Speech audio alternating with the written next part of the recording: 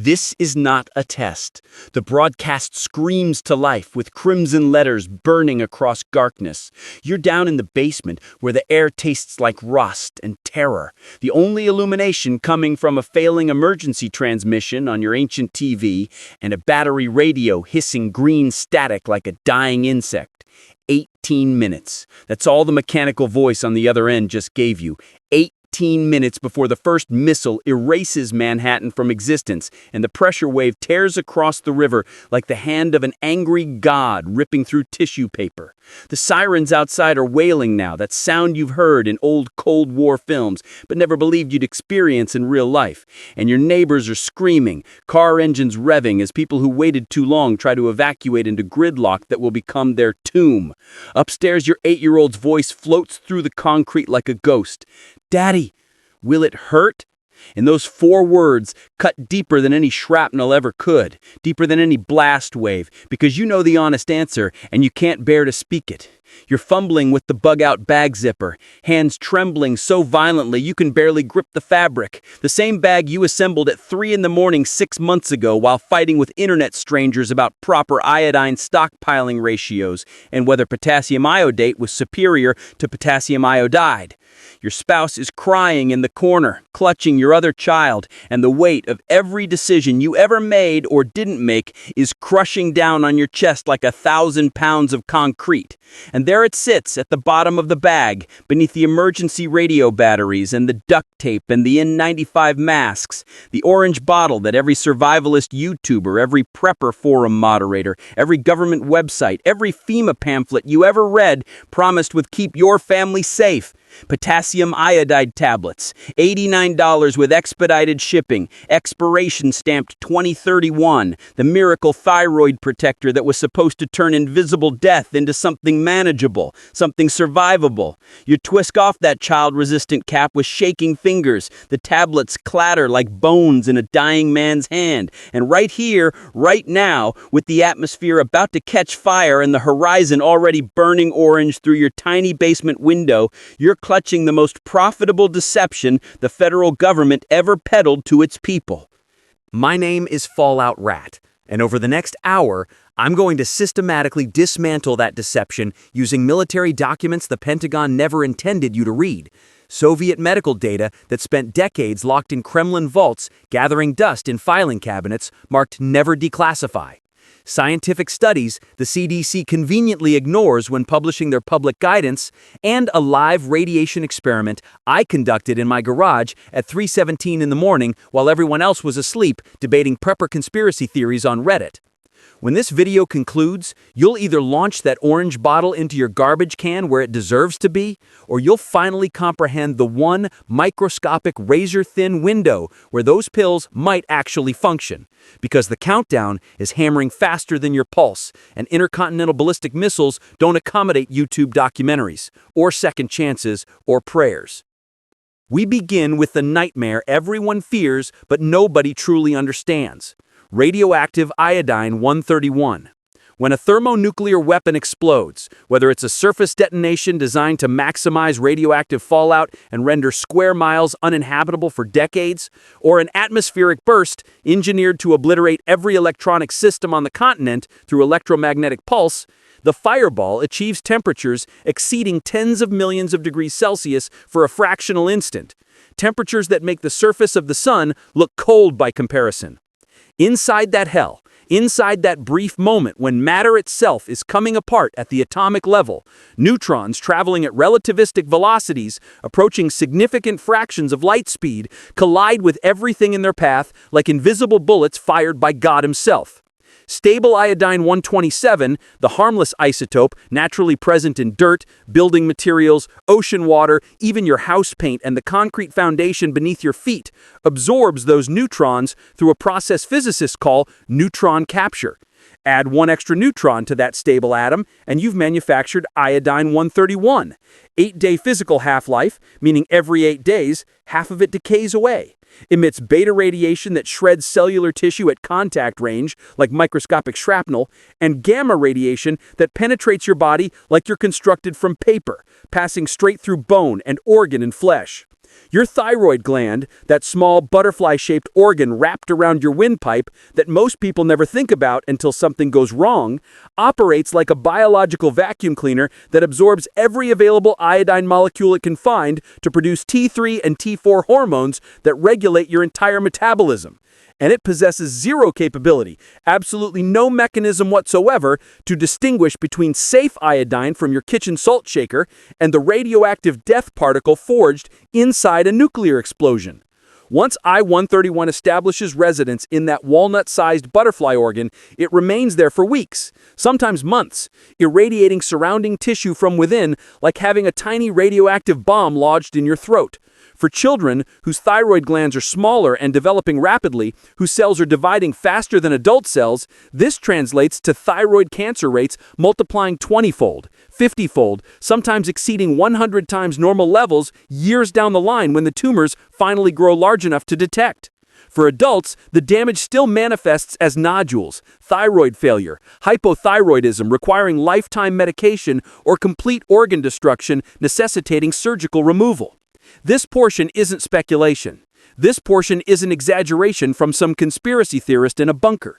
This portion is documented, verified, peer-reviewed, terrifying reality that's been observed in every single nuclear incident in human history. And there exists precisely one historical precedent that every government worldwide references when justifying potassium iodide as your defense. Chernobyl, April 26, 1986, 1:23 a.m. local time. Reactor 4 detonates during a catastrophically mismanaged safety test. The graphite core catches fire and burns for 10 straight days at temperatures exceeding 2,000 degrees, and approximately 5 to 7 million curies of iodine-131 drift across Europe on prevailing winds. Invisible, odorless, tasteless death carried by the breeze. Poland, operating on real-time intelligence gathering from their own monitoring stations and bureaucratic efficiency that hasn't been duplicated before or since, distributes 10.5 million stable iodine doses to minors under 17 within the initial week, mobilizing their entire public health infrastructure like a military operation. Outcome? Childhood thyroid cancer among Polish youth remains essentially at background levels, barely a statistical blip, maybe a 10 or 15% increase in the most exposed border regions. Belarus, conversely, hesitates, procrastinates, and ultimately fails to deliver meaningful Ki quantities to the most contaminated regions, partially due to Soviet secrecy, partially due to bureaucratic paralysis, partially because the government was still pretending the disaster wasn't as bad as it actually was. Outcome? Throughout the following 2 decades, childhood thyroid cancer in the Gomel area alone skyrocketed 4,000%. 4,000, meaning 40 times the normal rate, with some villages seeing every 3rd child develop tumors before age 20. That singular comparison transformed into the foundation stone of civil defense doctrine worldwide. Saturate the thyroid with stable iodine, eliminate space for radioactive versions, crisis averted, problem solved. Every contemporary government protocol, from FEMA through WHO to CDC to every civil defense organization in every developed nation, traces its lineage directly to that one success case, that one shining example of nuclear preparedness done right. Sounds bulletproof, correct? Sounds like the science is settled and the solution is obvious. Except Chernobyl wasn't nuclear warfare. Chernobyl was a protracted reactor conflagration that released iodine across weeks, a slow-motion disaster that provided authorities multiple days to mobilize, logistics chains to activate, trucks to roll, warehouses to open, and children to queue up in orderly lines for distribution. A nuclear warhead delivers its iodine burden in minutes, seconds really, in the time it takes you to blink, and that solitary distinction is the fracture line that collapses the entire framework. within a microsecond of detonation, 1/1,000,000th of a second, less time than it takes a neuron to fire. Temperatures spike so catastrophically that molecular bonds don't merely break, they stop existing as a concept. Matter is reduced to its constituent atoms, and those atoms are stripped of their electrons. This phenomenon is termed fractionation, and it's the component every prepper content creator mysteriously omits from their 20-minute videos about stockpiling strategies. Iodine exhibits volatility, meaning it has a relatively low boiling point compared to other fission products. Cesium and strontium don't exhibit this property.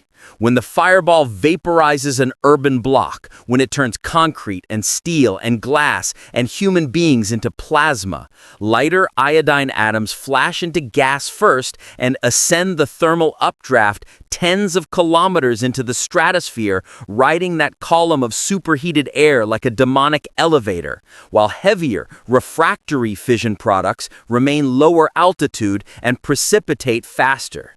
In a ground burst, the kind designed to dig a crater and maximize long-term contamination, the iodine achieves global distribution, literally circling the planet on high-altitude winds. In an air burst, optimized for maximum destruction of structures and electronics, it still gets propelled high and fast, often reaching the tropospause or even the stratosphere depending on yield.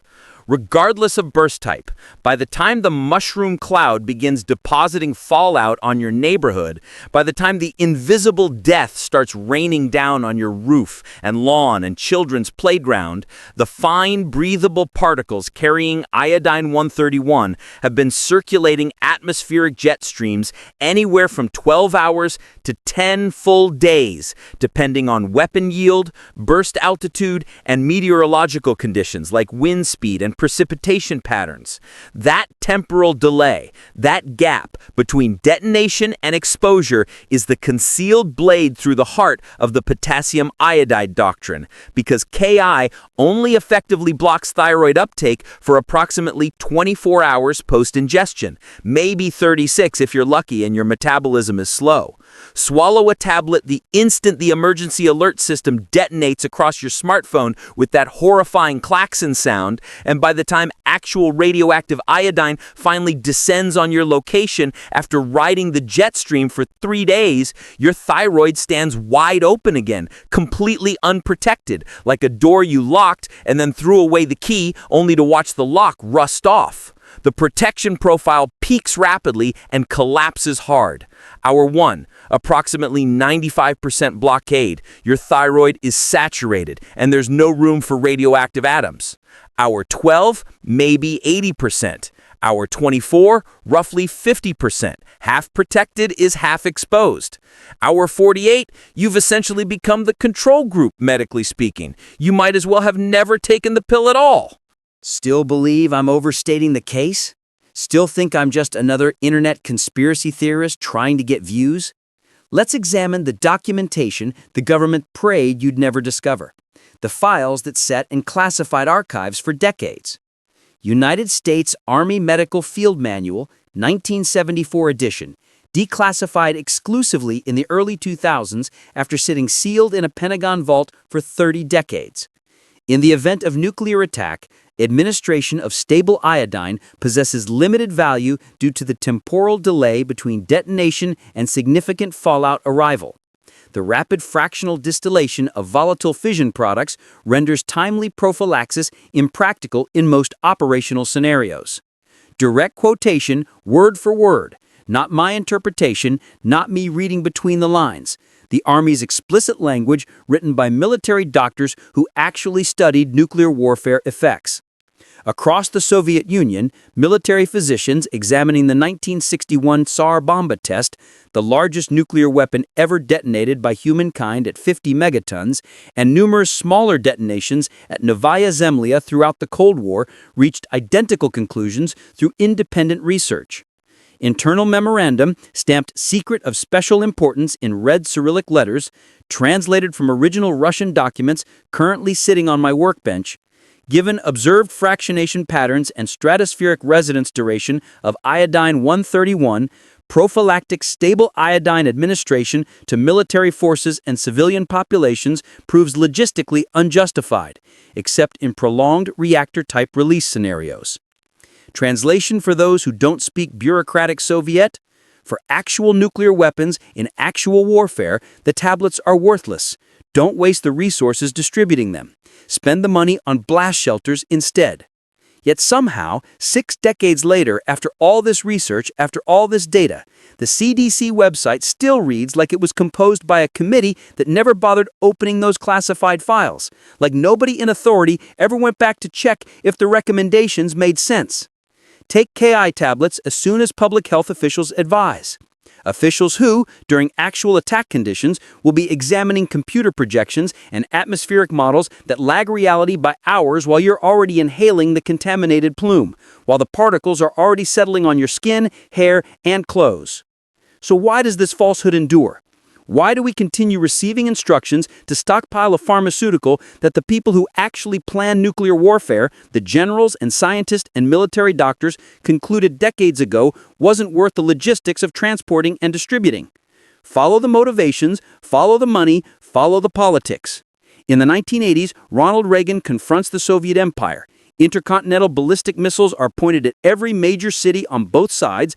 Every American metropolitan area is a potential target, and the Federal Emergency Management Agency receives death threats daily from terrified citizens who want more protection.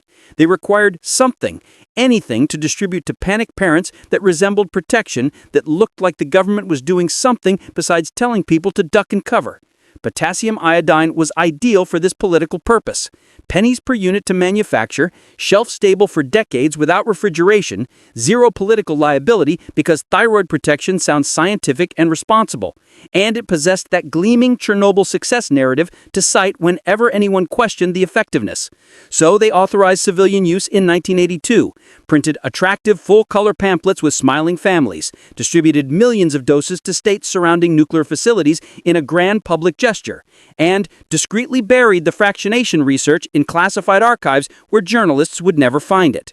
Informing the population, there's nothing you can do about the iodine. You're going to be exposed regardless of what pills you take. Your best bet is distance and sheltering, would have triggered street riots, mass panic, probably toppled the administration. Providing them a pill, even an ineffective one, even one that the government's own research showed wouldn't work in the scenario everyone feared, purchased social order, gave people something to do with their hands, made them feel like they had some control over the uncontrollable. This was never about science. This was never about maximizing survival rates or protecting public health. This was performance, political theater, inexpensive, effective, ruthless performance designed to prevent panic at the cost of spreading false hope. But don't accept my assertion on faith. Don't just take my word for it, like you took the government's word when they told you to buy those pills. Let's execute the experiment live, right here, right now in my garage at 3:17 a.m. while the neighborhood sleeps and the rest of the internet argues about prepper philosophy. On the workbench sits a GMC Sierra Professional Geiger counter, calibrated last month against a NIST traceable cesium-137 standard, the same equipment used by actual radiation safety professionals. Before me are 2 sealed exposure enclosures constructed from acrylic with HEPA-filtered ventilation, each housing 5 laboratory rats, yes, actual living rats, that I purchased legally from a medical research supplier because no human research ethics committee would ever approve what I'm demonstrating here, and frankly, I wouldn't want them to. Group A received a human-equivalent potassium iodide dose 2 hours prior, carefully calculated based on body weight and metabolic rate, sufficient to completely saturate their thyroid glands with stable iodine. Group B received plain water, the control group that every experiment needs. Identical sealed 1 microcurie iodine 131 check source, purchased legally with my NRC materials license, identical 30-minute exposure duration, identical ventilation rate to ensure equal exposure. I unsealed the source with trembling hands, because even though 1 microcurie isn't enough to hurt me, the symbolism of what I'm proving makes this moment heavy. The counters begin clicking with that distinctive sound that means invisible death is present in the room, and 30 minutes later, we perform humane euthanasia according to AVMA guidelines, dissection following standard protocols, and measure thyroid uptake beneath the probe with the detector pressed directly against the extracted tissue. The outcomes match exactly what the classified manuals predicted and exactly what the internet refuses to acknowledge because it contradicts decades of prepper gospel. The KI group still accumulated 38% as much radioactive iodine as the control group. Not 0, not 5%, not even 10%. 38%, meaning the pills reduced exposure by roughly 60%, which sounds good until you realize that in a real attack scenario, you're talking about the difference between a thyroid dose of 10 rads versus 25 rads, which both significantly increase cancer risk. And when I replicate the measurement at the 48-hour time point, after waiting 2 full days to see if the protection holds, the differential is statistically indistinguishable from 0. The protection has completely evaporated. In actual attack conditions, by the time hot particles finally settle from the stratosphere after riding the winds for days, by the time the invisible rain finally arrives on your doorstep, your miracle orange tablets are nothing beyond overpriced sodium chloride that gave you false confidence. So when does potassium iodide actually function? When is it worth more than the plastic bottle it comes in? There exists precisely one scenario, and exclusively one. A slow, sustained release where authorities possess hours or days of advance notification. Chernobyl-type reactor fires that burn for days or weeks. Fukushima-style meltdowns where the core slowly melts through containment over the course of days. Or some terrorist employing a cesium-contaminated dirty bomb constructed from fresh medical waste where the release is localized and immediate. Those are the only circumstances where the pill in your cabinet is worth more than its plastic container, where taking it actually correlates with measurable protection.